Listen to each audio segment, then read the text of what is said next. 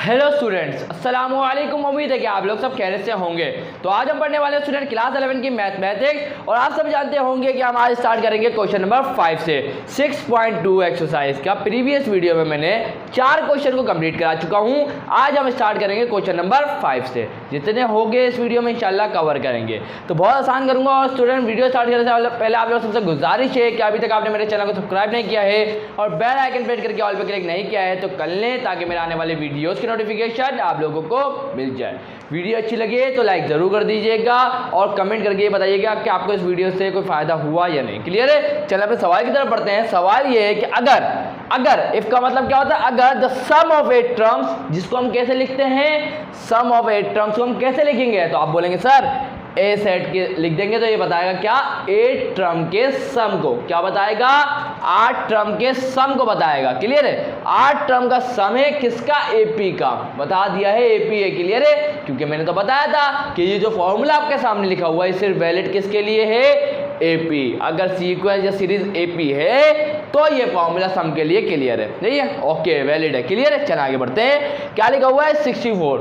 ये बोला जा रहा है कि 8 टर्म का सम कितना आ रहा है? 64 आ रहा है। और एंड का मतलब क्या होता है? और डेट ऑफ 19 टर्म मतलब 19 टर्म का सम कितना आ रहा है? 19 टर्म का सम आ रहा है 361।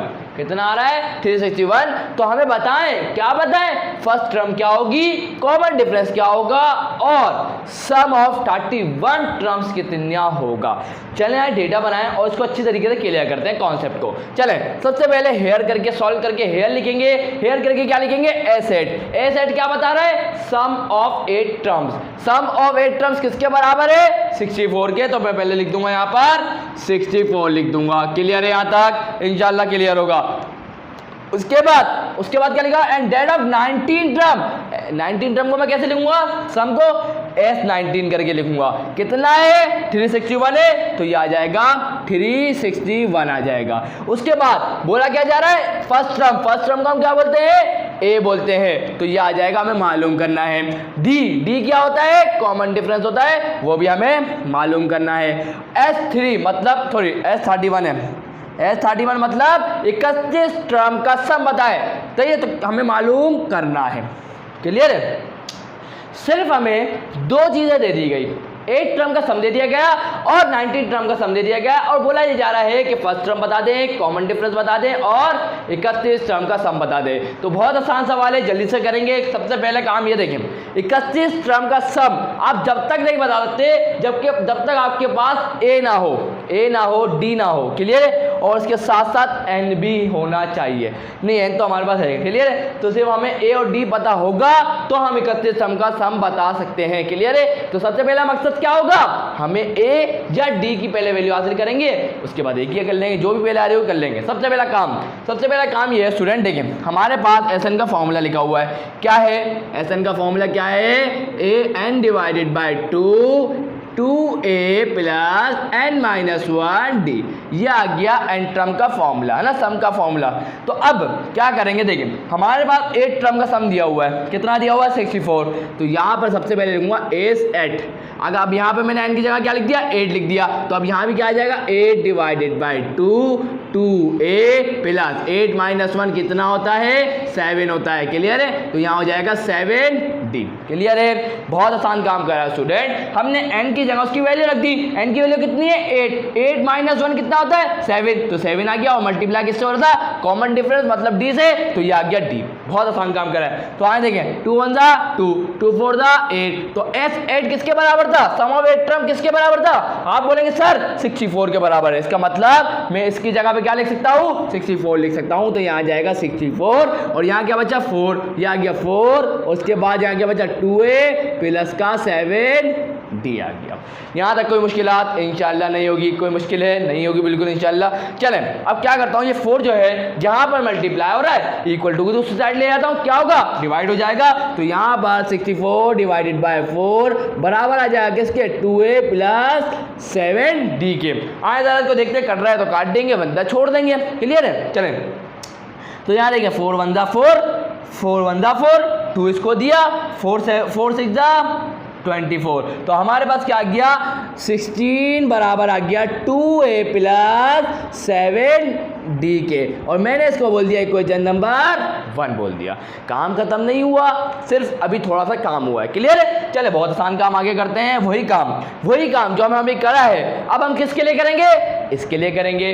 अब हम S19 के सम को निकालते हैं। आए जरा, तो अब देखिए, अब मैं निकालने जा रहा हूँ S19। क्लियर है? तो देखिए फॉर्मूला में n डिवाइड बाय 2, n की जगह क्या आ जाएगा 19 और डिवाइड बाय 2। क्लियर है? आगे बढ़ते हैं। उसके बाद 2a प्लस n क्या है हमारे पास 19 माइनस 1 कितना होता है 18 मल्टीप्लाई बाय d आ जाएगा। क्या आ जाएगा 18d आ जाएगा। क्लियर है? यहाँ तक इंशाल्लाह क्लियर होगा। अब मैं इसके अंदर से 2 को कॉमन निकाल लेता हूँ, और साथ ही साथ हमें S19 मतलब 19 टर्म का सम तो हमें पता है कितना है, ये लिखा हुआ है 361। तो मैं इसकी जगह क्या लिख सकता हूँ 361 लिख सकता हूँ, और यहाँ पर 19 डिवाइडेड बाय 2 आ चुका है, और यहाँ से 2 को मैं कॉमन निकाल लेता हूँ इनमें से। देखिए 2 को कॉमन निकल गया तो यहाँ क्या बचेगा a, क्योंकि 2 तो बाहर आ गया, a बच गया। उसके बाद प्लस, और 2 9 का क्या होता है 18 होता है, तो यहाँ पर ये आ गया, कॉमन ले लिया। सिंपल है, आपको पता ही होगा कैसे लेते हैं ना। तो देखिए मैं इसको अगर मल्टीप्लाई करता हूँ 2 मल्टीप्लाई बाय a, वापस आ जाएगा 2a। 9 2 का क्या होता है 18 और d का d आ जाएगा। तो मतलब मैंने कॉमन सही लिया। क्यों लिया? ये देखें 2 से ये 2 कैंसिल हो जाएगा, इसलिए करा काम ये। क्लियर है? अब ये 19 इससे मल्टीप्लाई हो रहा है ना इन ब्रैकेट से, तो मैं एक दफ़ा स्टेप लिख देता हूँ, कोई मसला नहीं है। 19 और ये आ जाएगा a प्लस 9d आ जाएगा। ये 19 मल्टीप्लाई हो रहा है इधर, इक्वल टू दूसरी साइड आएगा, क्या हो जाएगा डिवाइड हो जाएगा, और इक्वल टू क्या आ जाएगा a प्लस 9d। क्लियर है? इंशाल्लाह क्लियर होगा ना। अब काम ये करता हूँ स्टूडेंट, मैं करके दिखाता हूँ पहले। हाँ मैं बता ये रहा था स्टूडेंट, ये मैं बता रहा था कि 19 वन का क्या होता है 19, और 19 का क्या होता है 361। तो हमें यहाँ पर क्या मिल गया 19 बराबर आ जाएगा a प्लस 9d के। तो अब मैं इसको बोल दूंगा इक्वेशन नंबर 2। जहाँ तक काम समझ में आ गया? इंशाल्लाह समझ में आ गया होगा। क्लियर है? चले अब आगे बढ़ते हैं। देखिए अब मुझे तो चाहिए a या d की दोनों में से एक ना एक की वैल्यू मुझे पहले हासिल करनी है। क्लियर है? चले आए, अब ये दो इक्वेशन हमारे सामने आ गई है। अब हम इन पर गौर करते हैं। अब गौर ये कर रहा हूँ कि मुझे यहाँ पर a को काटना है, मुझे यहाँ से इन दोनों इक्वेशन को इस तरीके से करना है कि a हट जाए। मेरी बात को टेंशन ना ले इस बात से। देखिए अब मैं यहाँ पर, देखिए यहाँ पर 2a है ना, इसको तो मैं 1a नहीं कर सकता, लेकिन यहाँ पर जो a है उसको मैं 2a कर सकता हूँ। कैसे करूँगा? अगर मैं इस इक्वेशन नंबर 2 को मल्टीप्लाई बाय 2 कर दूँ, तो मैं यहाँ वही काम करने जा रहा हूँ, उसको मिटा देता हूँ ताकि आपके लिए कोई टेंशन ना रहे। रुक जल्दी से चलते हैं ताकि आपका टाइम बचे, जल्दी से ज़्यादा क्वेश्चन हम कर पाएँ। क्लियर है? चले अब मैं क्या कर रहा हूँ मल्टीप्लाई, यहाँ लिखूंगा क्या मल्टीप्लाइंग इक्वेशन कौन सी है इक्वेशन 2 बाय किससे करेंगे 2 से मल्टीप्लाई करेंगे। क्लियर है? यहाँ तक लिखना पड़ेगा, अगर नहीं लिखेंगे तो कैसे पता चलेगा उसको। क्लियर है? चले अब मैं इसको इक्वेशन नंबर 2 को मल्टीप्लाई किससे कर दूंगा 2 से कर दूंगा, और 19 मल्टीप्लाई बाय 2, चलो मैं लिख देता हूँ पहले, टेंशन वाली कोई बात नहीं है, स्टेप बताने पड़ते हैं, लिखिएगा आप भी। 19 ये आ गया 19 इक्वल टू आ गया a प्लस 9d।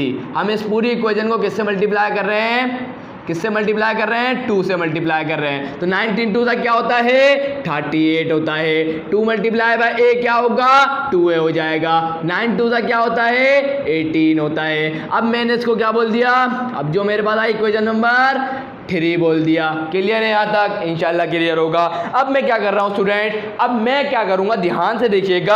अब इसके अंदर भी 2 आ गया, अब इसके अंदर भी 2 आ गया। अगर साइन को देखा जाए यहाँ भी पॉजिटिव है, यहाँ भी जो 2a है वो पॉजिटिव है। अब मैं क्या करता हूँ, मैं क्या कर रहा हूँ इस इक्वेशन, मतलब यहाँ देखिए 19 है और यहाँ 38 है ना, तो इसका मतलब है अब मैं इक्वेशन नंबर 3 को सब्ट्रैक्ट, मतलब इक्वेशन नंबर 2 को सब्ट्रैक्ट करा दूंगा किससे इक्वेशन नंबर 3 से, सॉरी 2 से। क्लियर? तो मैं लिखूंगा, क्या लिखूंगा सब्ट्रैक्टिंग, मैं बताऊंगा, टेंशन नहीं लेनी है आपको कि मैं ऐसा क्यों कर रहा हूँ। Subtracting equation 2 from equation 3। अब आप बोलेंगे सर आपने इक्वेशन 2 को ही इक्वेशन 3 से सब्ट्रैक्ट क्यों कराया, आपने इक्वेशन 3 को इक्वेशन 2 से सब्ट्रैक्ट क्यों नहीं कराया? तो इसका बहुत ही आसान रीजन है जो मैं आपको अभी समझा दूंगा। पहले जिसको सब्ट्रैक्ट करा रहे होते फ्रॉम जिसके साथ आता है इक्वेशन नंबर 3 के साथ आ रहा है ना, तो उसको मैं पहले लिखूंगा। और कौन सी है? 38 मैं लिखता हूं, फिर समझाऊंगा। क्लियर? नहीं, टेंशन आपको नहीं लेनी है तो मैं करवाऊंगा, टेंशन नहीं लेनी। 38 बराबर है किसके? 2a प्लस 18d के। अब इक्वेशन 2 लिखी जाएगी क्योंकि वो सब्ट्रैक्ट हो रही है। किससे सब्ट्रैक्ट हो रही है? इक्वेशन नंबर 3 से। तो इसलिए जो सब्ट्रैक्ट होती है ना उसको नीचे लिखा जाता है। क्लियर? तो इक्वेशन 2 सब्ट्रैक्ट हो रही है तो उसको इसके नीचे लिखूंगा। क्लियर है? तो क्या है? 19a बराबर है किसके? सॉरी ये नहीं है, ये सॉरी एक गलती है यहाँ पर, देखिएगा ये सही है। 16 ओ गलती हो गई ना मुझसे, ये इक्वेशन 1 नहीं है स्टूडेंट्स, ओ सॉरी 2 नहीं है, इक्वेशन 1 है। मेरे से भी गलती हुई थी कभी कभी, देख ली मैंने। चले अब होगा क्या स्टूडेंट, अब हम इक्वेशन 1 को सब्ट्रैक्ट कराए तो इक्वेशन 1 ये रही ना, तो 16 बराबर है किसके? 16 बराबर है 2a प्लस 7d के, 2a प्लस 7d के। और आप सब जानते होंगे, क्या जानते होंगे सर? बहुत आसान सी बात है, जब भी हम सब्ट्रैक्ट करते हैं सही है, जिसको इक्वेशन को सब्ट्रैक्ट करते हैं जो नीचे आ रही होती है उसके साइन चेंज हो जाते हैं। तो ये प्लस का 16 है, ये हो जाएगा माइनस का 16, ये प्लस का 2 है, ये माइनस का 2 हो जाएगा, ये प्लस का 7d है, ये माइनस का 7d हो जाएगा। यही वजह थी कि देखिए यहाँ पर 38 को हम माइनस नहीं कर सकते थे, ये तो बड़ा है, इसको माइनस नहीं करिएगा। जो छोटा हो ना, जिस इक्वेशन के साथ जो नंबर होता है ना, कांस्टेंट होता है, उसको जिसकी कम कांस्टेंट की वैल्यू हो, जिसकी कम कांस्टेंट की, अगर मैं पूछूं सिंपल सा क्वेश्चन पूछूं कि इक्वेशन नंबर 3 में कांस्टेंट की वैल्यू क्या है? 38 है। अगर मैं इक्वेशन नंबर 1 के कांस्टेंट के बारे में बात करूं तो आप बोलेंगे 16 है। अगर मैं पूछूं कि 16 बड़ा होता है 38 बड़ा होता है, तो आप बोलेंगे सर बिल्कुल 16 छोटा होता है 38 बड़ा होता है। तो जब ही मैंने इक्वेशन 1 को सब्ट्रैक्ट कराया किससे? इक्वेशन नंबर 3 से। ये आसान सा रीजन था। क्लियर है? क्योंकि साइन चेंज हो जाते हैं। एडिंग में कोई मसला नहीं है, किसी को भी इक्वेशन 2 को मतलब एडिंग अगर ऐड कर रहा होता तो कोई मसला नहीं था। क्लियर है? चलें अब यहाँ देखिए, प्लस का 2 है, माइनस का 2 है, कैंसिल हो जाएगा क्योंकि प्लस का है, ये माइनस का कैंसिल। तो यहाँ देखिए प्लस माइनस माइनस होते हैं। और 38 में से अगर हम देखें 16 को हटा देते हैं तो हमारे पास क्या बचेगा? हमारे पास बच जाएगा 40। रुक जा स्टूडेंट, यहाँ पे हमारे पास बच जाएगा 18 प्लस 4, यहाँ आ जाएगा 22। और यहाँ पर क्या बचेगा? Plus minus minus. 18 में से 7 गए, कितने बचेंगे? 18 में से 7 जाएंगे तो यहाँ पर हमारे पास 11d बच जाएगा। और यहाँ पर जो d को मालूम करना है ना हमारे को, तो यहाँ पर जो 11 मल्टीप्लाई हो रहा है इक्वल टू को दूसरी साइड ले जाएंगे, क्या हो जाएगा? यहाँ के डिवाइड हो जाएगा और हमारे को किसकी वैल्यू मिल जाएगी? d की। 11 1 जा 11, 11 2 जा 22। और इस तरीके से हमारे पास कॉमन डिफरेंस की वैल्यू आ गई। अब आप बोलेंगे सर a की वैल्यू तो नहीं आई, तो बहुत आसान है, यहाँ तक का काम मुश्किल था, अब तो सारा काम ही आसान है जो आप करते आ रहे हैं। तो देखिए d की जो वैल्यू आई है ना, अब आपकी मर्जी है कि आप इसको इक्वेशन नंबर 3 में पुट करें या आपकी मर्जी है आप इसको इक्वेशन नंबर 1 में पुट करें। तो इस तरीके से जब आप d की वैल्यू इसके अंदर पुट करेंगे तो आपको a की वैल्यू भी मिल जाएगी, मतलब फर्स्ट टर्म की वैल्यू मिल जाएगी। कोई टेंशन यहाँ तक इंशाल्लाह नहीं होगी, है ना। तो अब मैं क्या कर रहा हूँ, मैं आगे सॉल्व कराने की कोशिश करूँगा। तो यहाँ देखिएगा, मैं इस वाले पार्ट को आपको दिखाऊंगा। क्लियर है? अब मैं क्या लिखूंगा तो ध्यान से देखिएगा, मैं लिखूंगा पुटिंग, क्या लिखूंगा? Putting d equal to 2 in equation number 1। क्योंकि मेरे को आसान लग रहा है इसको सॉल्व करना, तो इसलिए मैंने इसके अंदर पुट कर दी। आपकी मर्जी, आप इक्वेशन नंबर 3 में भी पुट कर दें। क्लियर है यहाँ तक? चलें अब जल्दी से कर लेता हूँ पुट, ताकि टाइम आपका भी बचे, है ना। चलें तो अब यहाँ देखिए इक्वेशन नंबर 1 ये रही। अब यहाँ 16 तो चेंज नहीं होगा, अपनी जगह पर रहेगा, 2 अपनी जगह पर रहेगा, प्लस भी यही रहेगा, 7 भी अपनी जगह पर, d की जगह सिर्फ d की जगह आ जाएगा 2, सिर्फ d की जगह क्या आ जाएगा? 2 आ जाएगा। यहाँ देखें तो ये प्लस का 2a है, हमें तो a की वैल्यू मालूम करनी है ना, तो यहाँ पर इसको वही रहने दीजिएगा। प्लस का 7 2 क्या होता है? 14 होता है। ये प्लस का 14 है, इक्वल टू की दूसरी साइड आएगा, क्या हो जाएगा? माइनस का 14 बराबर रहेगा किसके? ये आ गया 2। 16 माइनस 14, 16 में से 14 का कितने बचे, 2 बचे, तो यहाँ आ जाएगा 2 और इक्वल टू बराबर आ जाएगा 2a के। हमें तो a की वैल्यू मालूम करनी है, तो जो ये 2 है से मल्टीप्लाई हो रहा है इक्वल टू की दूसरी साइड आ जाएगा, क्या होगा, डिवाइड हो जाएगा। इस तरीके से हमारे पास किसकी वैल्यू आ जाएगी, a की वैल्यू आ जाएगी। तो 2 1 ज़ा 2, 2 1 ज़ा 2, a की क्या वैल्यू आ गई स्टूडेंट, हमारे पास a की क्या वैल्यू आ गई, 1 आ गई। तो बहुत आसान था, मुझे पता है कोई मुश्किल नहीं लगी होगी। अब a भी आ गया, d भी आ गया, तो अब आखिरी काम ये आ रह गया, बहुत आसान काम रह गया, हमें 31 टर्म का सम बताना है। बहुत आसान सा काम है। तो आप जब तक इसका स्क्रीनशॉट लें, सही है, मैं इसको रब कर दूंगा अब, या आप इसका स्क्रीनशॉट ले लें, उसके बाद मैं आपको आगे बताता हूँ क्या करना है। सो स्टूडेंट्स, अब यहाँ पर देख लेते हैं, सम को निकाल लेते हैं। आखिरी चीज़ है, जल्दी से निकालूंगा, तो बहुत दफ़ा करा चुका हूँ इस चैप्टर में, अब तो कोई मुश्किल नहीं होनी चाहिए इंशाल्लाह। तो अब यहाँ पर हम किसका सम मालूम करने जा रहे हैं, S31 का। अगर आप चाहें तो पुट कर दीजिएगा, पुट n इक्वल टू क्या होगा, n इक्वल टू क्या होगा, 31 है ना, तो लिखिएगा 31 एंड 31 और क्या लिखेंगे, कॉमा, कॉमा d किसके बराबर है, 2 के बराबर है, और एंड किसके बराबर, और हमारे पास a क्या है, a बराबर है किसके, 1 के। इन इक्वेजन इसको बोल दीजिएगा a, इक्वेजन a, तो यहाँ पे लिख दिए इक्वेजन a। क्लियर है। तो बहुत आसान सा काम है, कर लेते हैं। तो s n की जगह क्या आ जाएगा, n की जगह 31 आ जाएगा, आ गया 31। उसके बाद n की जगह क्या आ जाएगा, 31 डिवाइड बाई 2। उसके बाद यहाँ देखें 2 आ गया, a की जगह क्या आएगा, 1 आएगा, यहाँ देखें। उसके बाद उसका प्लस n माइनस 1, n क्या है हमारे पास, 31, 31 माइनस 1 आ जाएगा, और d क्या है हमारे पास, 2 है, तो यहाँ d की जगह क्या आ जाएगा, 2। तो यहाँ इसको क्लोज कर देते हैं, आगे फर्दर सॉल्व कर लेते हैं जल्दी से, ताकि आपका भी टाइम बच जाए। तो यहाँ देखिए 31 डिवाइड बाई 2, और यहाँ पर इसको फर्दर सॉल्व करता हूँ, 2 1 क्या हो जाएगा, 2 हो जाएगा, प्लस 31 माइनस 1 कितना होता है, 30 हो जाता है, और 32 का कितना हो जाता है, 60 हो जाता है, तो ये आ जाएगा 60। अब यहाँ से इन दोनों में से 2 को मैं कॉमन ले लेता हूँ, तो क्या बचेगा, 31 डिवाइडेड बाई 2 मल्टीप्लाई बाई 2, और यहाँ कॉमन ले रहा हूँ ना, तो यहाँ 2 नहीं बचेगा, अब यहाँ आ जाएगा 1 प्लस, और यहाँ क्या बचेगा, यहाँ क्या बच जाएगा, यहाँ बच जाएगा 2 3। चले मैं एक काम ये करता हूँ, चलो मैं कर ही लेता हूँ, कोई मसला तो नहीं, आपको परेशानी तो नहीं होगी। तो 2 प्लस आ गया, 2 3 6 आ गया, 30 यहाँ बच गया। क्लियर है। सिर्फ मैंने 2 को कॉमन लिया है, किसके अंदर से कॉमन लिया है, इसके अंदर से लिया है। तो देखें 2 1 ज़ा 2 आ जाएगा वापस, और 13 मल्टीप्लाई बाय 2 क्या आ जाएगा, 60 आ जाएगा। इसका मतलब कोई गड़बड़ नहीं है। 2 से ये 2 कैंसिल हो जाएगा, आगे फर्दर सॉल्व करा दूंगा, टेंशन नहीं लेनी है आपको, यहाँ करा दूंगा, कोई बड़ी बात नहीं है। चले अब यहाँ पर हमारे पास S31 मतलब सम ऑफ 31 टर्म्स क्या आएगा, 31 ये बच गया, ये आ गया 31। उसके बाद मल्टीप्लाई किससे हो रहा है, 1 प्लस 30 है ना, तो 30 प्लस 1 कितना होगा, 31 हो जाएगा। तो यहाँ पर आ गया 31। तो देख लेते हैं 31 मल्टीप्लाई बाय 31 क्या होगा, 1 1 सा क्या हो जाएगा 1, और 1 3 सा क्या हो जाएगा 3, 3 1 सा क्या हो जाएगा 3, 3 3 सा क्या हो जाएगा 9। तो यहाँ पर 9 3 प्लस 3 क्या होगा 6, और यह आ जाएगा 1। तो इसका मतलब हमारे पास 31 टर्म का सम क्या आएगा, 961। तो ये आ चुके हैं हमारे पास तीनों आंसर जो हमें बोला गया था मालूम करने का। कोई मुश्किल बात इंशाल्लाह नहीं होगी। जिसने भी वीडियो को स्किप करा होगा तो वो थोड़ी बहुत प्रॉब्लम पॉइंट कर सकता है। जिसने भी मेरी वीडियो को पूरा देखा है, यहाँ तक देखा, तो उसको इंशाल्लाह कोई गड़बड़ नहीं होनी चाहिए। हमने तीनों चीज़ें मालूम कर ली, ये सवाल कंप्लीट। जल्दी से आप क्वेश्चन नंबर 6 की तरफ मूव करते हैं। सो स्टूडेंट्स, यहाँ पर आ चुका है अब क्वेश्चन नंबर 6।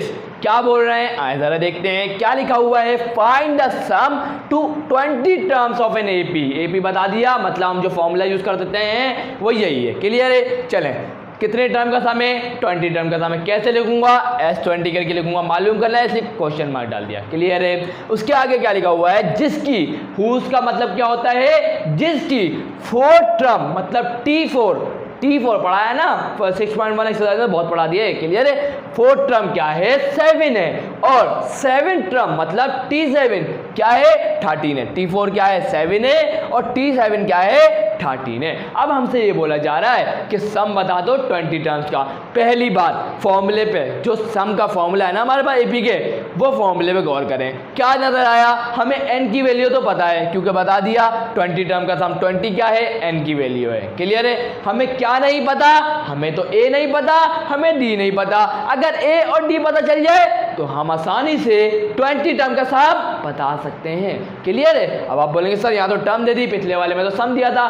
स्टूडेंट मैं आपको ये चीज़ सिखा चुका हूँ ए और डी को कैसे मालूम करना है। अगर आपको कोई भी दो वैल्यू दी गई, मतलब कोई भी 4 टर्म 6 टर्म 10 टर्म बस दो टर्म आपको गिवन होनी चाहिए, और वो यहाँ गिवन है, दो टर्म हमें गिवन है। T4 की वैल्यू भी गिवन है, T7 की वैल्यू भी गिवन है। इसका मतलब मैं बहुत आसानी से ए या और डी की वैल्यू बता सकता हूँ। कैसे, तो फिर बता देता हूँ, जल्दी बताऊंगा, आपको पता चल जाएगा, समझ में आ जाएगा, रिवाइज हो जाएगा। क्लियर है, टेंशन नहीं ले, आराम से बता दूंगा। क्लियर है, चले सबसे पहली बात, स्टूडेंट हमारे पास टर्म गिवन है, तो अब मैं आपसे पूछता हूं कि मुझे कौन सा फॉर्मूला यूज करना चाहिए। तो आप सबका जवाब आ जाना चाहिए कि सर, आप बोलेंगे सर आप Tn का फॉर्मूला यूज करेंगे, तो बिल्कुल करेक्ट स्टूडेंट, आप लोगों ने बिल्कुल सही सोचा। क्लियर है, चले अब यहां पर मुझे Tn का फॉर्मूला लिखूंगा। यहां पर क्या होता है Tn का formula, a plus n minus 1 या गेट डी। तो यहां पर अब मेरे को T4 दिया हुआ है, तो T4 बराबर होगा किसके, a प्लस n की वैल्यू क्या है 4 है, तो 4 माइनस 1 और यह आ जाएगा d। और T4 की वैल्यू क्या है, T4 की वैल्यू क्या है 7 है, तो यहां मैं पुट कर सकता हूं इसकी जगह 7 बराबर होगा a प्लस 4 माइनस 1 कितना होता है 3 होता है, तो 3 मल्टीप्लाई होगा d से, क्या आ जाएगा 3d। ये हमारी बन गई इक्वेशन नंबर 1।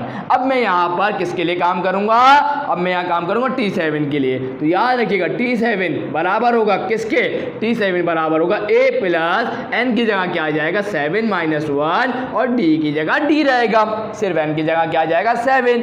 क्लियर है, चलें T7 की वैल्यू तो हमें गिवन है, क्या गिवन है 13, ये देखें 13, तो ये आ जाएगा 13 T17 की जगह, और यह आ गया a प्लस 7 माइनस 1 क्या होता है 6 होता है, तो यह आ गया 6 और 6 किससे मल्टीप्लाई होगा, d से मल्टीप्लाई होगा, तो यह आ जाएगा क्या 6d। तो ये हमारे पास क्या बन गई, दूसरी इक्वेशन बन गई। अब हम इस इक्वेशन का क्या करेंगे स्टूडेंट, आप सब जानते हैं बहुत आसान काम है। अब हम दोनों में इसके अंदर भी देखेंगे, इसके अंदर भी देखेंगे, तो यहाँ देखा मैंने a और a, तो इसका मतलब है अगर देखें, अब मैंने सबसे पहली बात यहाँ सब्ट्रैक्ट तो करना पड़ेगा, सब्ट्रैक्ट करना पड़ेगा। क्यों करना पड़ेगा, क्या आप यहाँ देखें ये प्लस का a, ये भी प्लस का a है, तो एक का माइनस का a करना पड़ेगा ना, सब्ट्रैक्ट करते तो साइन चेंज हो जाता है। अब यहाँ पर बात सुनिएगा, अब यहाँ पहले देखेंगे यहाँ के जो कांस्टेंट है वो किसका ज्यादा होगा, सही है, तो वो ऊपर रहेगा, जिसका कम होगा वो नीचे आ जाएगा। तो 7 मतलब हम क्या करेंगे, इक्वेशन 1 को सब्ट्रैक्ट कराएंगे किससे, इक्वेशन नंबर 2 से, फिर लिखूंगा और अच्छा समझ में आएगा। क्लियर है, चलें मैं यहाँ लिखूंगा subtracting equation 1 from equation 2। Clear है, तो मैं जो इक्वेशन 2 है उसको ऊपर लिखूंगा, क्योंकि इक्वेशन 1 क्या हो रही है, सब्ट्रैक्ट हो रही है, तो इक्वेशन 2 ऊपर आएगी। ऊपर क्या ले, मतलब ये लिखूंगा, क्या लिखूंगा 13, या आ गया 13 बराबर है किसके, a प्लस 16 मतलब 6d के 6d के, और जो सब्ट्रैक्ट होगी इसके नीचे आएगी, क्या है सब्ट्रैक्ट हो रही है इक्वेशन नंबर 1, और इक्वेशन नंबर 1 क्या है 7 इक्वल टू a प्लस क्या आएगा 3d आ जाएगा। और आपको पता होना चाहिए सब्ट्रैक्टिंग, जिसको हम सब्ट्रैक्ट कर रहे होते हैं उसके साइन चेंज हो जाते हैं, जो प्लस का होता है वो माइनस का, ये प्लस का है ये माइनस का हो जाएगा, ये भी प्लस का है ये भी माइनस का हो जाएगा, ये प्लस का है ये माइनस का है, ये हो जाएगा कैंसल। क्या बचा, प्लस माइनस माइनस, 13 माइनस 7 कितना होगा 6 होगा, और यहाँ इक्वल टू लगाएंगे, प्लस माइनस माइनस 6 माइनस 3 कितना होगा 3d हो जाएगा, क्योंकि d भी तो है ना साथ। क्लियर है, अब देखें मुझे तो d की वैल्यू चाहिए, तो ये 3 है यहाँ पर मल्टीप्लाई हो रहा है, इक्वल टू की दूसरी साइड आ जाएगा, क्या हो जाएगा 6 डिवाइडेड 3 बराबर आ जाएगा किसके, d के। 3 1 जा 3, 3 2 जा 6, तो इस तरीके से हमारे पास d की वैल्यू आ जाएगी, क्या आई है d की वैल्यू हमारे पास 2 आई है। अब यहाँ पर 2 आ गई, वही काम जब हमारे पास कॉमन डिफरेंस की वैल्यू आ गई स्टूडेंट, अब मैं क्या करूँगा, इसको इस वैल्यू को, इसकी d की जो वैल्यू आई है, अब मैं इसको पुट कर दूंगा किसके अंदर, इक्वेशन नंबर 1 में। चाहूं तो इक्वेशन नंबर 1 में पुट कर दूंगा, आप चाहें तो इक्वेशन नंबर 2 में पुट कर दीजिएगा। क्लियर है, तो मैं इक्वेशन नंबर 1 में पुट करने जा रहा हूं। क्लियर है, यहाँ तक इंशाल्लाह क्लियर होगा। तो मैं यहाँ लिखूंगा पुटिंग, क्या लिखूंगा, putting d equal to 2 in equation number 1। Clear है, चले इक्वेशन नंबर 1 क्या है, ये रही। तो अब यहाँ सिर्फ a की जगह में क्या, सॉरी d की जगह क्या लिख दूंगा, 2 लिख दूंगा।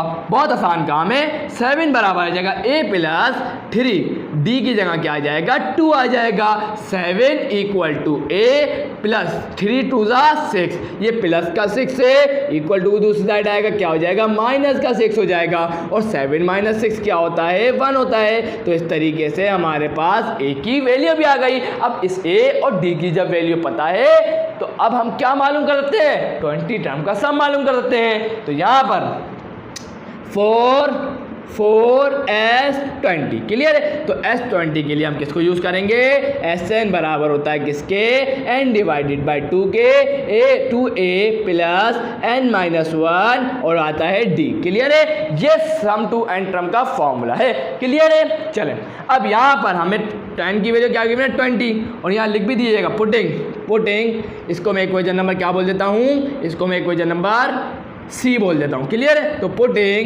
Putting a equal to 1, d equal to 2 and n equal to 20 in equation c। Clear है। चले इक्वेशन नंबर c में हम क्या कर रहे हैं a की वैल्यू 1 पुट करेंगे जो हमने निकाली, d की वैल्यू 2 पुट करेंगे जो हमने निकाली, और n की वैल्यू हमें गिवन थी 20। क्लियर है। इसको पुट करने जा रहे हैं किसके अंदर, यहाँ डेटा में भी लिख दीजिएगा n की वैल्यू हमें गिवन है, n की वैल्यू हमें क्या गिवन है 20 गिवन है। क्लियर है। लिख दीजिएगा। उस पूरे पहले वाले सवाल जो मैंने करवाया अगर उसमें मैंने नहीं लिखी तो उसमें भी ज़रूर लिख दीजिएगा। क्लियर है यहाँ तक। चलें अब जल्दी से काम शुरू करते हैं। अब सिर्फ इसकी जगह जहाँ n होगा वहाँ पे क्या लिख दूंगा, n की क्या वैल्यू 20 है क्योंकि यहाँ n था 20 आ गया, n की जगह क्या आ जाएगा 20 डिवाइड बाय 2 ब्रैकेट 2, a क्या है 1 है तो ये आएगा 1 प्लस n क्या है 20 है, n क्या है 20 है माइनस 1, उसके बाद d क्या है 2 है तो ये आ गया 2। क्लियर है। बहुत आसान काम है। अब यहाँ करवाता हूँ ताकि आपको कोई परेशानी ना हो। चलें अब देखें ये देखें 2 1 जा 2 2 1 जा 2 0 का 0 तो हमारे पास 10 बच गया। तो यहाँ पर s20 मतलब 20 टर्म का सम क्या आने वाला है, यहाँ बच गया 10, उसके बाद 2 1 जा क्या होगा 2 ही होगा, प्लस 20 माइनस 1 क्या होगा 19 मल्टीप्लाई बाय 2 क्या होगा 38 हो जाएगा। तो आगे इसको फर्दर सॉल्व कर लेते हैं। तो क्या मिलता है 38 प्लस 2 कितना होता है 20, 40, 38 प्लस 2 क्या होगा 40, और 40 10 से क्या होगा 400।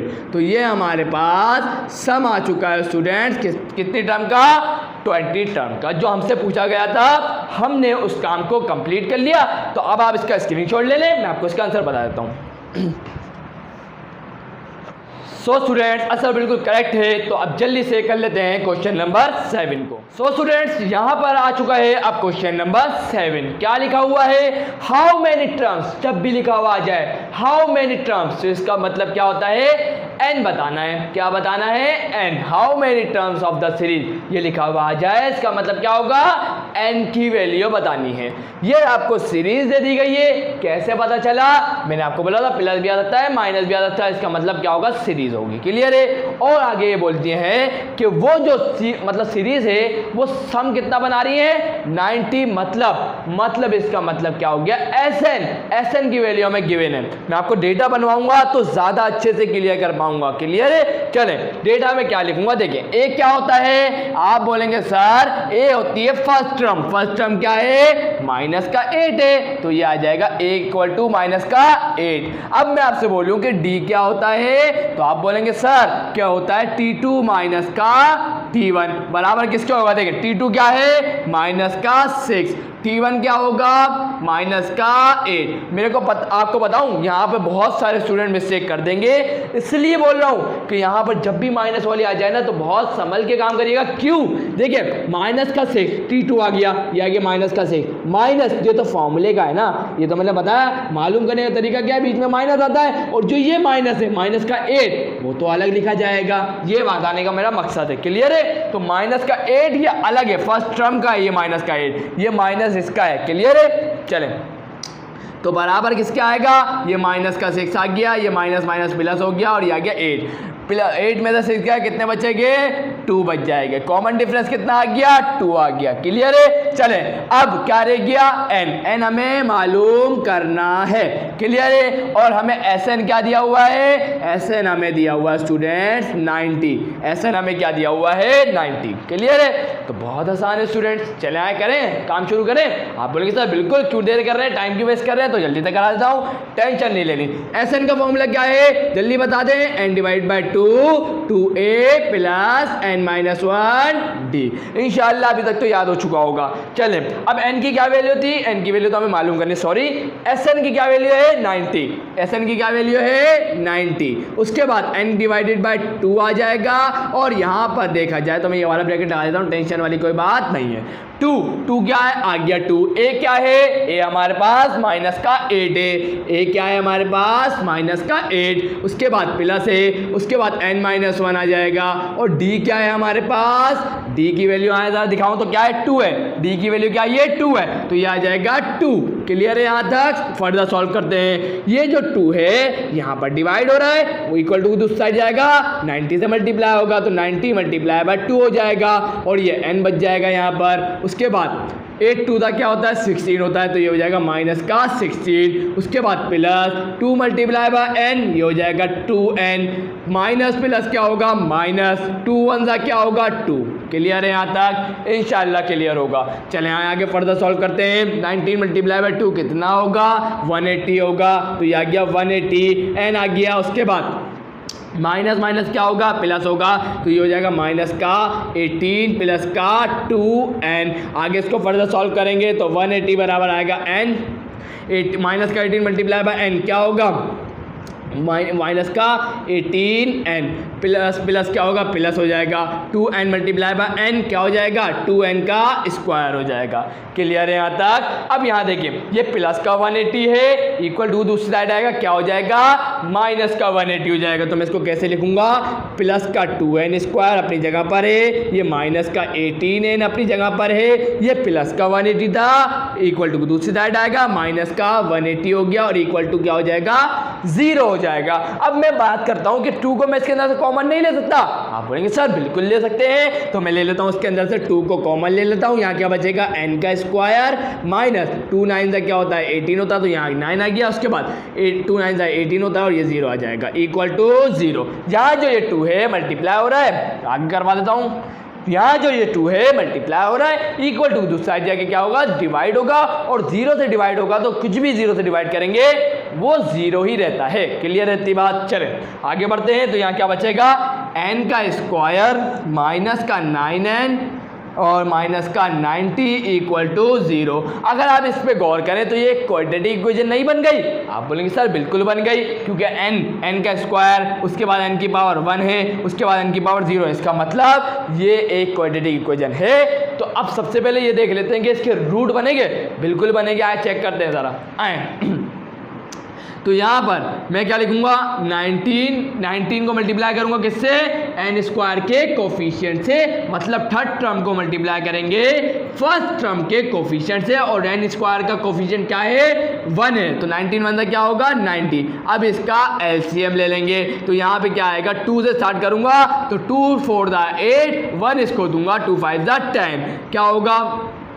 उसके बाद 2 2 4, और यहाँ पर ये नहीं बनेगा, 5 के टेबल से कटेगा, सॉरी। तो यहाँ पे क्या आएगा? 5 9 45, 3 3 हो जाएगा 9, और आखिरी में आ जाएगा 3 1 3। अब चेक करेंगे ऐसे कौन से 2 नंबर है, ऐसे कौन से 2 नंबर है, सॉरी स्टूडेंट क्या बोल रहा हूँ, ऐसे कौन से 2 नंबर्स हैं जिनको हम मल्टीप्लाई करें तो हमें क्या मिल जाए? 90 मिल जाए, और 2 नंबर को हम ऐड या सब्ट्रैक्ट करें तो हमें मिडल वाला नंबर मिल जाए। क्लियर है? मिडल वाला कौन सा? 9n। क्लियर है? माइनस का 9n। क्लियर है? चले आए ज़रा उन नंबर को ढूंढते हैं कि ऐसे कौन से 2 नंबर हैं जिनको हम ऐड करें तो हमें क्या मिल जाए, या सब्ट्रैक्ट करें तो हमें 9n मिल जाए, और मल्टीप्लाई करें हमें 90 मिल जाए। तो ढूंढ लेते हैं, तो देखते हैं 9 और 10 मल्टीप्लाई बाय 9, सही है? 10 मल्टीप्लाई बाय 9 क्या होता है? 90 होता है, और 10 में तो 9 को माइनस करेंगे तो हमारे को 9n नहीं मिलेगा, तो इसका मतलब ये छोड़ दें। 3 3 9 और 5 2 10, 3 नहीं 5 3 15 और 3 2 6 सही है, मिल गया स्टूडेंट्स। क्या मिल गया? 5 3 क्या होता है 15 होता है, और माइनस करूँगा कितना 3 2 क्या होता है 6, और 15 में से 6 को मैं माइनस करूँगा, मुझे क्या मिल जाएगा 9 मिल जाएगा। इसका मतलब यही वो दो नंबर है, क्लियर है। और 15 को मल्टीप्लाई करूँगा 6 से तो मुझे क्या मिल जाएगा 90 मिल जाएगा। बहुत आसान तरीके से बता दिया मैंने आपको। तो मैं कैसे लिखूँगा n का स्क्वायर माइनस का 15 n प्लस का 6 n माइनस का 90 इक्वल टू 0। क्लियर है स्टूडेंट?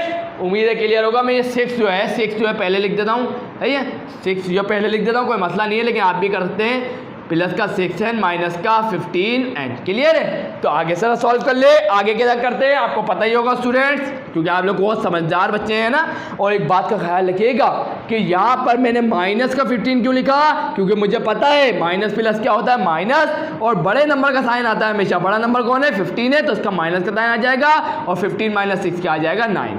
ये साइन का भी ध्यान रखना होगा। क्लियर है? चलें अब मैं यहाँ पर n को कॉमन ले लेता हूँ। तो n को जब मैंने कॉमन लिया, यहाँ क्या बचेगा, यहाँ बच जाएगा n, यहाँ आ जाएगा प्लस, और यहाँ बच जाएगा 6। क्लियर है? और यहाँ आ जाते हैं, मैंने यहाँ दोनों में क्या ले लिया, माइनस को कॉमन ले लिया, और माइनस को कॉमन ले लिया, और 15 को कॉमन ले लिया। तो यहाँ क्या बचेगा n माइनस प्लस क्या होता है माइनस, और 15 मल्टीप्लाई बाय 6 क्या होता है 90 इक्वल टू 0। अब यहाँ देखिए, यहाँ माइनस से पहले भी क्या है n प्लस 6 है, माइनस के बाद भी क्या है n प्लस 6 है। इसका मतलब मैं n प्लस 6 को क्या ले सकता हूँ, कॉमन ले सकता हूँ। जब मैंने n प्लस 6 को कॉमन ले लिया, क्या बचा n माइनस का 15, तो ये आ जाएगा n माइनस का 15 इक्वल टू 0।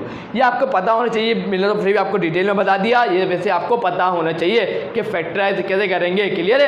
मिडिल टर्म कैसे ब्रेक करेंगे, बहुत तरीके से मैंने आपको बताया हुआ है ना।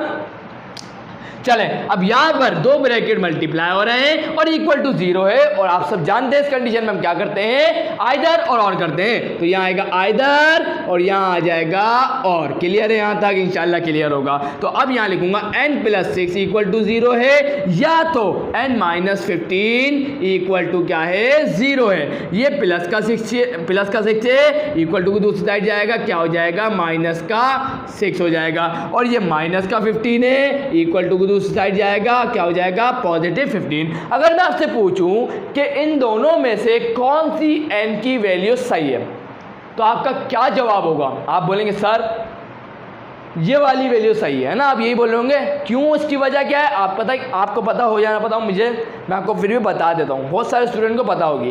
क्या बोल रहे होंगे सर ये तो माइनस में आ गई, और n क्या है नंबर ऑफ टर्म। क्या नंबर ऑफ टर्म नेगेटिव हो सकती है? आप बोलेंगे सर बिल्कुल भी नहीं हो सकती। आप गिनती को नेगेटिव में ले जाएंगे क्या? देखिए नंबर ऑफ टर्म है, माइनस की गिनती कैसे जाएगी मुझे तो ये बताएं कि नंबर ऑफ टर्म है ना। ये मैं इसका फर्स्ट टर्म की बात करते हैं तो t1 आ जाता है, पॉजिटिव 1 आता है, नेगेटिव नहीं। तो इसी वजह से बोल रहा हूँ कि n की वैल्यू नेगेटिव नहीं हो सकती। तो यहाँ हम लिखेंगे n the value of n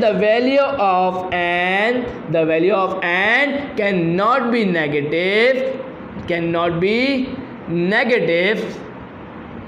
then n equal to 15 is correct answer। Clear है स्टूडेंट? तो यहाँ पर जाके हमने क्वेश्चन नंबर 7 को भी बहुत आसान तरीके से मैंने इंशाल्लाह आपको समझाने की कोशिश की है, और इंशाल्लाह आपको समझ भी आया होगा। तो आप इसका स्क्रीनशॉट ले लें, मैं आपको इसका आंसर बता देता हूँ। क्लियर है? तो जल्दी से ले लीजिएगा। सो स्टूडेंट्स आंसर बिल्कुल करेक्ट है, तो आप जल्दी से मूव कर लेते हैं क्वेश्चन नंबर 8 की तरफ। सो स्टूडेंट्स यहाँ पर आ चुका है अब क्वेश्चन नंबर 8। तो यहाँ पर आपको जो चीज़ें परेशान करेंगी वो सबसे पहली चीज़ ये है कि यहाँ पर लिखा हुआ आ जाएगा double answer, explain the double answer. तो याद रखिएगा मैं इसका सिर्फ और सिर्फ क्वेश्चन नंबर 8 के पार्ट 2 को करा रहा हूँ, पार्ट 1 आप खुद करेंगे। लेकिन मेरी बात को मैं आप टेंशन ना लें, देखिए मैं क्वेश्चन नंबर पार्ट 1 के एक्सप्लेन द डबल आंसर आपको करना पड़ेगा, एक्सप्लेन करना पड़ेगा। तो मैं बता दूंगा उसकी एक्सप्लेनेशन में आप क्या करेंगे, तो उसकी टेंशन ना लें। इसके बाद मैं आपको इसका मतलब भी बताऊंगा डबल आंसर क्या है। डबल आंसर अभी आपने देखा होगा क्वेश्चन नंबर 7 में हमारे पास 2 आंसर आ गए थे, है ना, एन की 2 वैल्यूज आ गई थी। तो उसको एक्सप्लेन करने को हम बोलते हैं कि इसलिए इन्होंने लिख दिया explain the double answer, double answer का वजह बताएं। क्लियर है? तो मैं आपको तसल्ली से बताऊंगा, लेकिन उससे पहले हम क्या करेंगे, इसका मालूम जो करना है हमारे को वो कर लेते हैं। क्लियर है? सवाल पढ़ लेते हैं। हाउ मेनी टर्म्स, फिर आ गया हाउ मेनी टर्म्स, इसका मतलब एन की वैल्यू। क्लियर है? Of each of the following series, एक सीरीज हमें दे दी है और हमें बताना है जो उनका जो सम आ रहा है वो किसके बराबर आ रहा है, 66 के। आए जरा डेटा बना लेते हैं। तो डेटा क्या बनेगा, हमारे पास लिखा हुआ है एस एन की वैल्यू हमें दी गई है, कितनी दी गई है, 66 हमें एस एन की वैल्यू दी गई है। और हमारे पास ए की वैल्यू क्या है, माइनस का 9 है। और डी की क्या वैल्यू आएगी, हमें पता है T2 माइनस T1, T2 क्या है, माइनस का 6 है, माइनस T1 क्या है, माइनस का 9 है। क्लियर है? और ये देखिएगा माइनस का 6 माइनस माइनस प्लस का 9 बराबर आ जाएगा, 9 में से 6 का कितने बचेगा, 3 बच जाएगा। इसका मतलब कॉमन डिफरेंस कितना है, 3 का है। क्लियर है? कॉमन डिफरेंस का मतलब क्या होता है, हर आगे आने वाली टर्म एक फिक्स नंबर में ऐड होके आ रही होती है। क्लियर है? चले अब जल्दी से आगे बढ़ते हैं। क्या मालूम करना है हमारे को, एन मालूम करना है। क्या मालूम करना है हमारे को, एन मालूम करना है। तो सिंपल सा वर्क करेंगे। सबसे पहले क्या करेंगे, अब हम यहाँ पर एस एन का फॉर्मूला अप्लाई करेंगे। क्या होता है एस एन का formula, N divide by 2 A plus N minus 1 का डी। चलें अब यहाँ पर हमें एस एन की वैल्यू दी गई है, कितनी दी गई है, आप बोलेंगे सर 66 दी गई है, बिल्कुल है 66 आ जाएगा। क्लियर है? आगे चलते हैं, एन डिवाइडेड बाय 2 आ जाएगा। और यहाँ पर 2 ए क्या है, ए मैंने बताया कितना है, फर्स्ट टर्म क्या है, माइनस का 9 है। उसके बाद प्लस एन माइनस 1 आ जाएगा। और डी क्या है, डी हमने क्या निकाला, 3 निकाला है, तो ये आ जाएगा 3। क्लियर है? इंशाल्लाह क्लियर होगा। आगे चलते हैं, ये 2 डिवाइड हो रहा है, इक्वल टू दूसरी साइड जाएगा क्या होगा, मल्टीप्लाई होगा। किससे मल्टीप्लाई होगा, 66 से जाके मल्टीप्लाई होगा। यहाँ पर n बच गया। उसके बाद माइनस प्लस माइनस क्या होता है, माइनस 9 2 क्या होगा 18, माइनस का 18। उसके बाद प्लस 3 मल्टीप्लाई बाय n क्या होगा, 3 का n, माइनस प्लस माइनस 3 1 जा 3। क्लियर है? यहाँ तक इंशाल्लाह क्लियर होगा। आगे सॉल्व करते हैं। 60 और 120 यहाँ पर आ जाएगा, 66 मल्टीप्लाई बाय 2 क्या होगा, 132 हो जाएगा। क्लियर है? तो यहाँ पर बराबर आएगा किसके, बराबर आएगा n, और यहाँ पर माइनस और ये माइनस क्या हो जाएगा, प्लस, और 18 प्लस 3 कितना होता है 21, माइनस का 21 प्लस का 3n। क्लियर है यहाँ तक? अब यहाँ देखिए क्या होगा, 132 यहीं रहेगा, 21 मल्टीप्लाई बाय क्या होगा n, तो क्या हो जाएगा माइनस का 21n। क्लियर है? उसके बाद प्लस प्लस क्या होगा, plus 3n multiply by n और n सेम है ना, बेस मल्टीप्लाई हो रहा है तो बेसिस से पावर है, 3n स्क्वायर हो जाएगा। क्लियर है? 3n स्क्वायर हो जाएगा। अब हमें 2 मालूम करना है n को। अब यहाँ n के ऊपर स्क्वायर वाली टर्म आ गई, तो अब यहाँ क्वाड्रेटिक इक्वेशन बनेगी और इसके जरिए हमारे पास 2 आंसर आएंगे। क्लियर है? चलें तो यहाँ देखिए, तो यहाँ पर हमेशा याद रखिएगा n स्क्वायर मतलब n की जो सबसे हाईएस्ट पावर हो उसको पॉजिटिव रखना होता है। जैसे यहाँ पॉजिटिव है ना, तो अब मैं ये प्लस का 32 इक्वल टू की दूसरी साइड ले जाऊँगा, तो यहाँ देखिए 3n स्क्वायर हो जाएगा। उसके बाद माइनस का 21n, ये प्लस का 32 है तो यहाँ के क्या हो जाएगा, माइनस का 32 इक्वल टू 0 हो जाएगा। क्लियर है? यहाँ तक इंशाल्लाह क्लियर होगा। आगे बढ़े क्या, बिल्कुल आगे बढ़ना चाहिए। तो देखिए 132 मल्टीप्लाई बाय 3 क्या होता है, आज जरा देख लेते हैं। 132 मल्टीप्लाई बाय 3 2 था क्या होगा 6 होगा, 3 3 था क्या होगा 3 हो जाएगा। तो इस तरीके से हमें क्या मिल जाएगा, 396 मिल जाएगा। तो अब हम इस 396 का एलसीएम लेंगे। इससे पहले स्टूडेंट यहाँ ये तो देख लें कि 3 कॉमन निकालने पर हमारे और आसान नहीं हो जाएगा। तो 3 कॉमन निकलता है तो देखते हैं। 3 के टेबल में 3 आता है, 21 आता है, लेकिन 3 के टेबल में 31 32 आता है। ज़रा देखते हैं तो देख लेता हूँ इधर से ही। देखें 3 4 का क्या होता है 12, 1 इसको दिया 3 4 12 हो जाएगा। सही है। तो इसका मतलब ये 3 के टेबल में आता है। तो हम आसान काम और ये कर लेते हैं स्टूडेंट, सबसे आसान काम ये कर लेते हैं। सबसे पहले इनमें से 3 को मैं कॉमन निकाल लेता हूँ। तो यहाँ क्या बचेगा, n का स्क्वायर बचेगा माइनस 3 7 से क्या होता है 21 होता है, यहाँ माइनस। तो इसके बाद 3 4 था क्या होता है 12, 1 इसको दिया 3 4 था 12 इक्वल टू 0। ये जो 3 है ये इस ब्रैकेट से मल्टीप्लाई हो रहा है, इक्वल टू की दूसरी साइड जाएगा, 0 से डिवाइड होगा और 0 से डिवाइड होगा तो 0 बन जाएगा। क्लियर है यहाँ तक। चले अब आगे बढ़ते हैं, इसको मिटा देता हूँ, काम करनी है अब यहाँ देखिए 144 मल्टीप्लाई बाय 1, यहाँ पे लिख देता हूँ इक्वेशन पहले क्या है, n का स्क्वायर माइनस का 7n माइनस का 44 इक्वल टू क्या आ रहा है 0 के बराबर आ रहा है। और हमने क्या बोला था, मिडल टर्म अगर ब्रेक करनी है तो क्या करते हैं, फर्स्ट और थर्ड टर्म के मल्टीप्लाई कर देते हैं, किससे, फर्स्ट टर्म के कोफिशिएंट से। n स्क्वायर फर्स्ट टर्म है ना, इसका कोफिशिएंट क्या होगा 1 होगा, कुछ नहीं लिखा हुआ तो 1 है। तो इसका मतलब हम क्या करेंगे 44 का एलसीएम ले लेंगे। तो आए जा लेते हैं, 2 2 का क्या होगा 4, 2 2 का क्या होगा 4, 2 1 2, 2 1 2, 11 1 11। तो अब यहाँ पर अब हमें ऐसे 2 नंबर चाहिए स्टूडेंट जिनको हम मल्टीप्लाई करें तो हमें क्या मिल जाए 44, और जिनको हम ऐड या सब्ट्रैक्ट करें तो हमें मिडल वाला नंबर मिल जाए। आए चलो देखते हैं। तो देखिएगा 11 माइनस 4 कितना होता है, 11 माइनस 4 क्या होता है 7 होता है। इसका मतलब यही वो 2 नंबर हैं जिनको हम मल्टीप्लाई करेंगे तो हमें मिल जाएगा 44, और जिनको ऐड या सब्ट्रैक्ट करेंगे तो हमें मिल जाएगा मिडल वाला नंबर। तो मैं यहाँ कर देता हूँ। तो यहाँ पर मैं कैसे लिखूंगा, n का स्क्वायर माइनस, याद रखिएगा जो बड़ा नंबर होता है उसको हम नेगेटिव रखेंगे, क्यों, क्योंकि यहाँ पर आंसर क्या आ रहा है नेगेटिव। क्लियर है। तो यहाँ पर मैं लिखूंगा माइनस का 11, यहाँ पर नहीं लिखता मैं, पहले लिखता हूँ 4 को, माइनस प्लस का 4, हाँ सही, माइनस प्लस का 4n माइनस का 11n।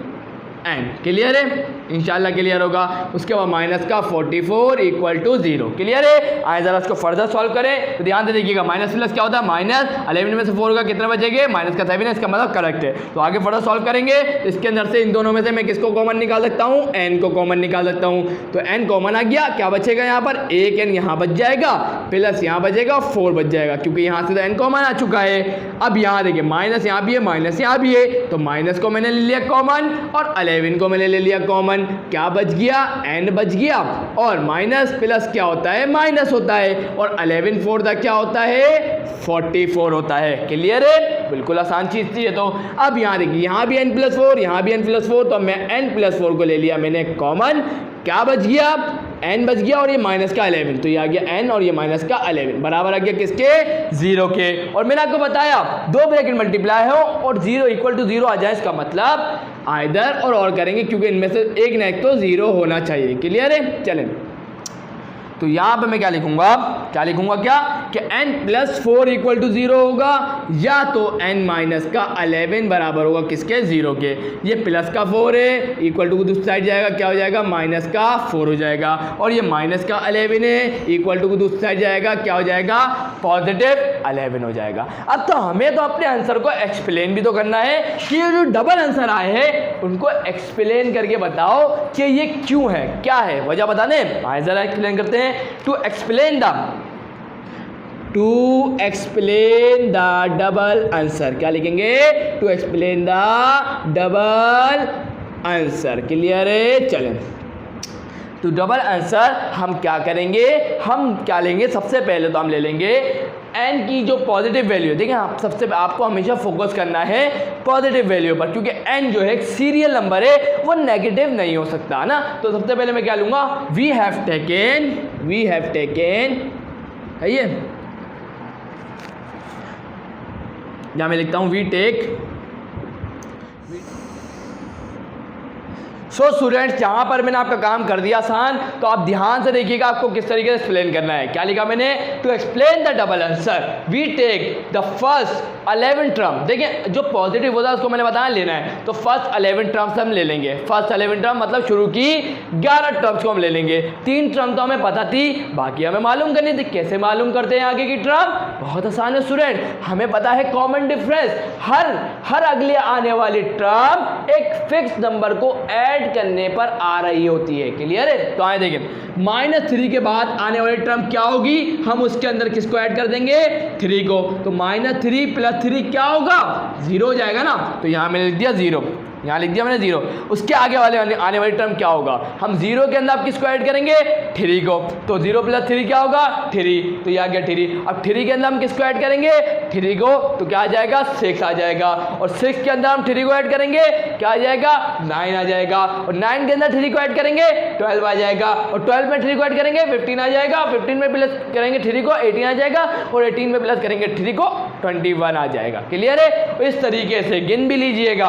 11 टर्म हो गई। 11 टर्म का अब हमें क्या करना है, सम निकालना है, और जब मैंने इसका सम करा, आप भी करिएगा जरूर, कैलकुलेटर है करके देखिएगा, करेंगे तो आपको आंसर क्या मिलेगा 66, क्या मिलेगा 66 मिल जाएगा, और जो हमें दिया गया था। क्लियर है, तो इसका मतलब आगे यहाँ पे बात खत्म नहीं होगी, इसके बाद क्या करेंगे एंड करके लिखेंगे कि n की वैल्यू क्या है -4 है ना, n की वैल्यू क्या है -4 है, तो serial number can not be negative, serial number कभी भी नेगेटिव नहीं हो सकता, तो लिहाजा देयर आर कितनी टर्म होगी 11 टर्म्स इन दिस सीरीज। सही है, यहाँ पे मैंने लिख दिया, तो यहाँ जाके हमने इसको एक्सप्लेन किया।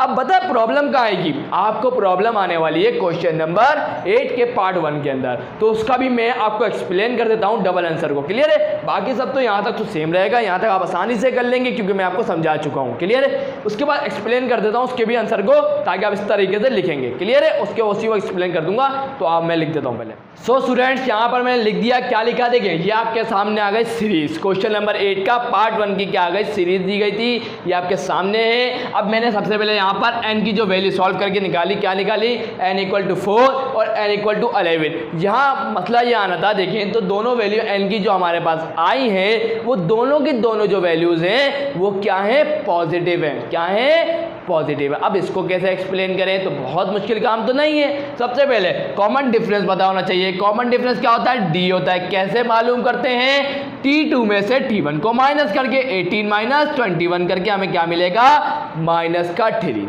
क्लियर है, अब यहाँ पर के लिए क्या लिखा मैंने, to explain the double answer we take the first 4 term. पहले कितनी टर्म को लेंगे, 4 टर्म को लेंगे, तो हमने 4 टर्म ली, सही सीरीज की, और 4 टर्म के 21 ये आ गया, 18 आ गया, प्लस 15 आगे वाली मैंने टर्म कैसे मालूम करी, मुझे पता था कि 15 के अंदर मैं किसको ऐड करूंगा -3 को। 15 - 3 क्या होता है, 15 - 3 12 होता है, तो मुझे 4 टर्म पता चल गई, और जब मैंने इनको ऐड करा तो मुझे क्या मिला 66 मिल गया, जो हमें बोला गया था 66 आ गया, तो इसका मतलब सेटिस्फाइड हो गया। क्या हो गया, सेटिस्फाइड हो गया। अब हम क्या करेंगे, हम लेंगे 11 टर्म, 11 फर्स्ट टर्म शुरू की टर्म लेंगे। सही है, तो यहाँ लिख दिया मैंने we take the first 11 term of the series. अब यहाँ देखें 21 + 18 + 15 और प्लस का 12 तक पता था ना हमारे को, इसके आगे मैंने कैसे निकाला, अब मैंने क्या करा 12 के अंदर माइनस करवा दिया 3 को, है ना, 12 के अंदर ऐड कर दिया 3 को, तो 12 - 3 क्या होगा,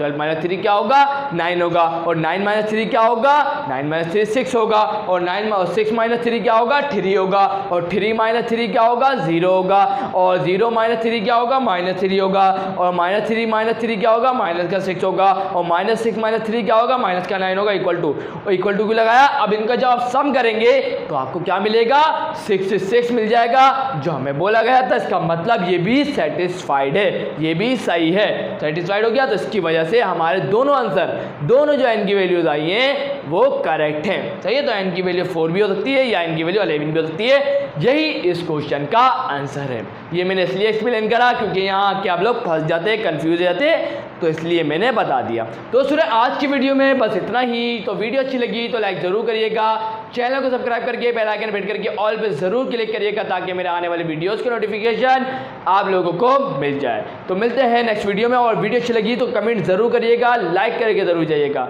तो मिलते हैं नेक्स्ट वीडियो में, तब तक के लिए अल्लाह हाफिज़।